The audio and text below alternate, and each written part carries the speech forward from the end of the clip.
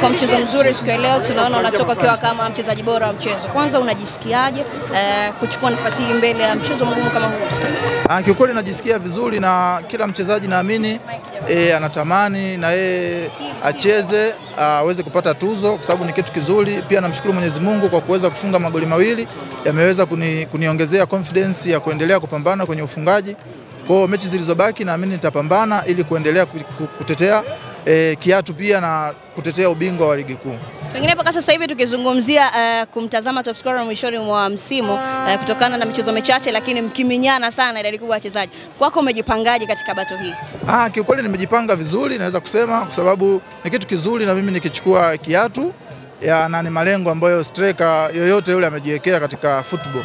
Kwa hiyo namuomba Mwenyezi Mungu anijalie niweze kuamka na afya njema kila siku ya mechi na kuendelea kupambana niweze kufunga ili niweze kutetea kiatu. Shukrani sana. Shoni, Wanayanga wanatamani kuibuka kuwa mabingwa. Michezo minne imesalia. Wewe kama mchezaji una ahadi gani kwa upande wako? Kiukweli sisi tumejipanga kwa kutetea ubingwa wa ligi kuu, na tunamuomba Mungu atuweze kutuamsha na afya njema, tuweze kutetea ubingwa huu, kwa sababu ni kitu kizuri kwa mchezaji pia kuweka rekodi ya kupata ubingwa. Kwa hiyo tunamuomba Mwenyezi Mungu atujalie timu yetu ni nzuri, na tukiamka na afya njema kila siku naamini tutaweza kutetea ubingwa wetu, kupata pointi 3 kila siku. Inshallah Mwenyezi Mungu anaweza akatujalia. Sawa, asante sana.